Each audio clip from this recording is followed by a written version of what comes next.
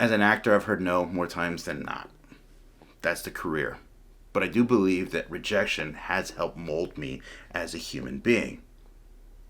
If you're new to this channel, my name is Jorge Chapa. I'm an actor, father, and I'm a husband. And one day I just decided I'm going to just turn on this camera and start talking.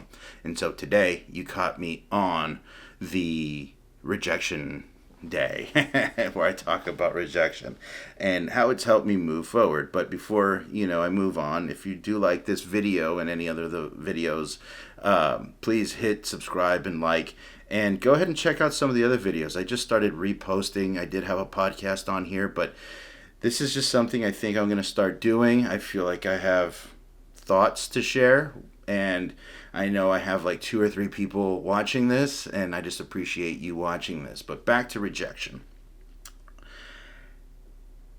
I feel like rejection is a necessity in life because it does teach you that you can't always get what you want, right?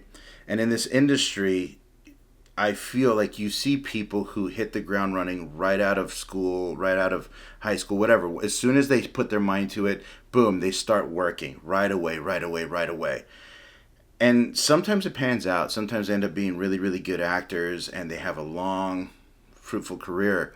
But at some point, most of the time, you see them combust. They just break, and that's because this industry is finicky, right? They love you one day, and then the next day you're being trolled for some movie that you thought was going to be awesome. That's a fact, right? As for me, like, I've done a lot of stuff that's silly. I've done a lot of stuff that's cool. I've done good work and I've done bad work, but I've also heard a lot of no's. I didn't hit fame and fortune right out the gate. I still haven't hit fame or fortune. I have worked, but I have not hit that. And I do feel that a lot of that rejection has helped me as an actor because I still keep my feet right under me and my eyes on the prize.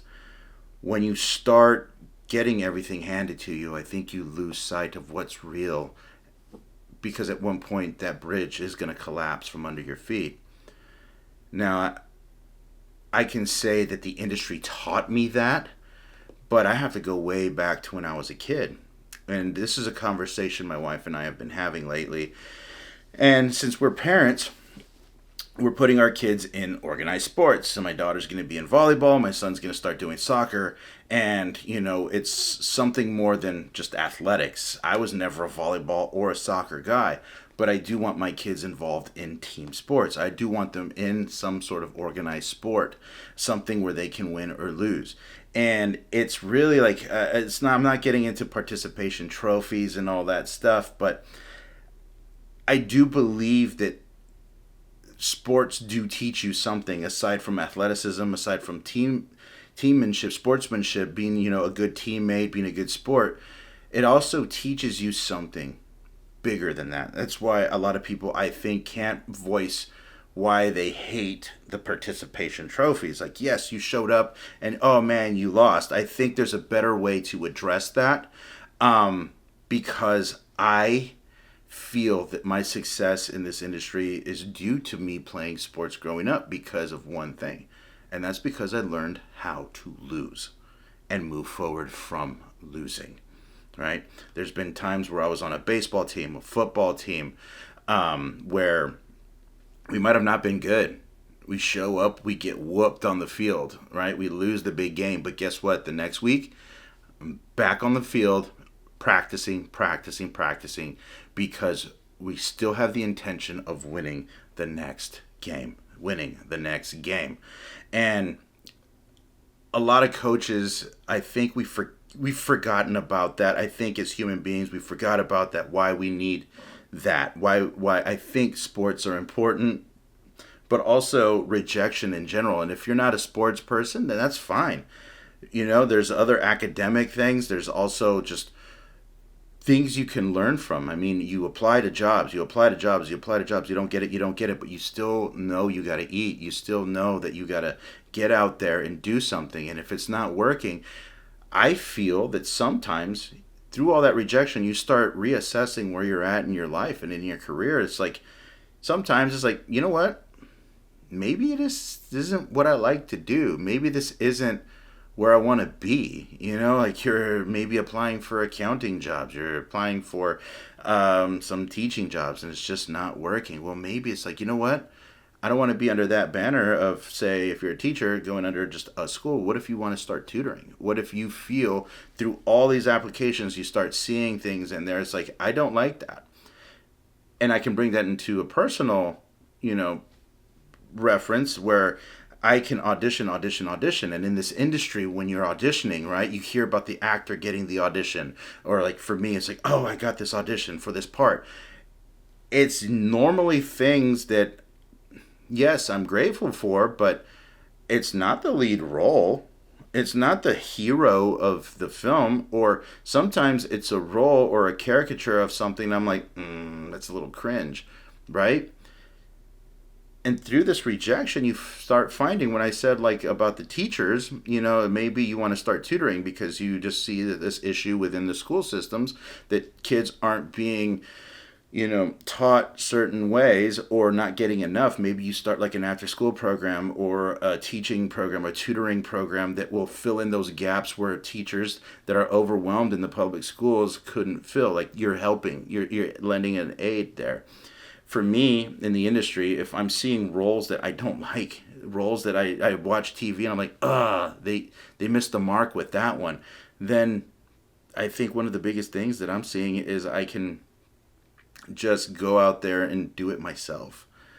So,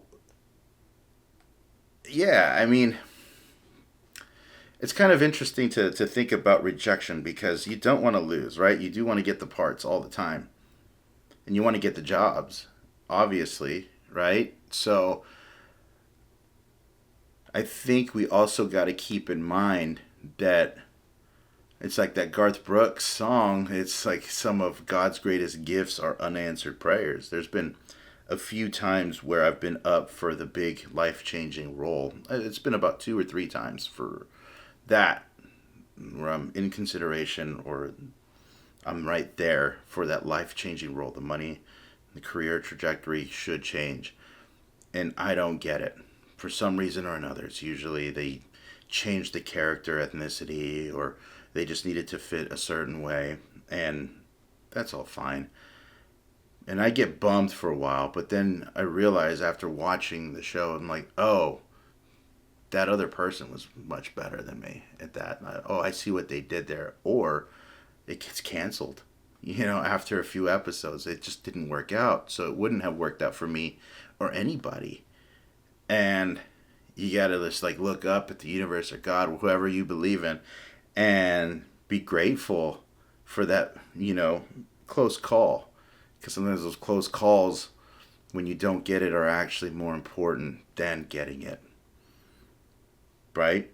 If you would have gotten that job, you've been really, really needing or wanting, then you realize, man, I'm going to be working 60 hours a week and they're not going to appreciate me. Or it comes out in the news like, yo, they've been doing some shady dealings and stuff. Like, you dodged a bullet. And that's not always the case. Sometimes you just lose out and it's very tough. But I think it's always good to know that there's much more out there in life. For instance, for me right now, I haven't worked since the first week of June.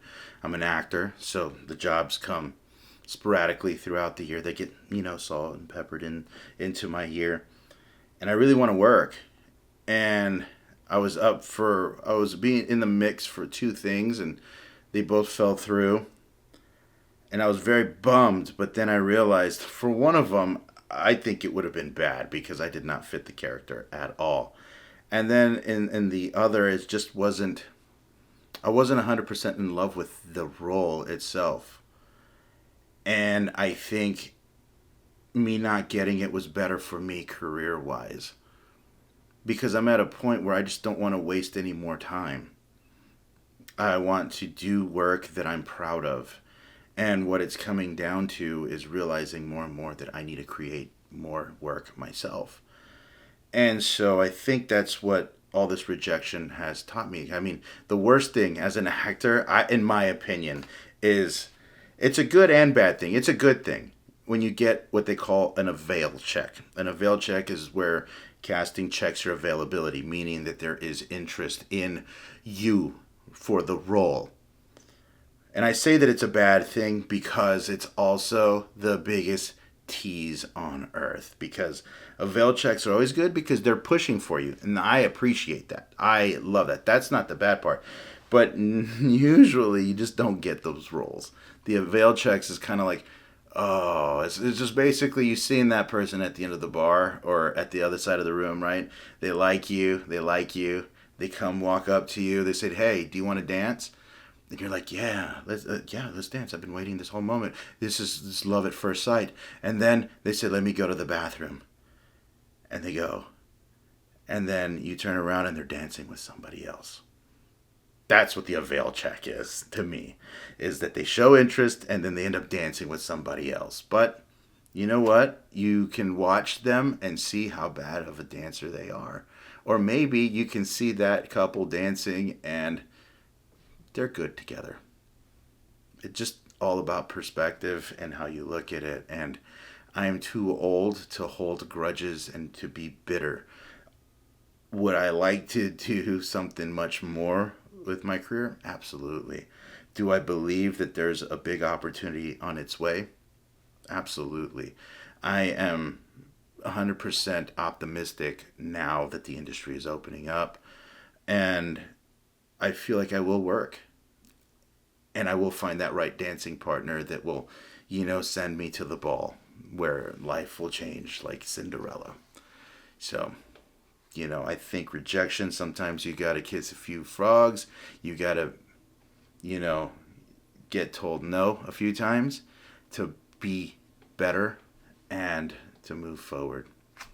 I know I just ramble a lot there, but these are just my thoughts. Just turn on the camera and I go. And if you did enjoy this video, please hit the subscribe button, like it. And for the 3 to 4 people that have watched all my videos, I appreciate you. And thank you. Thank you again. Stay tuned for much more.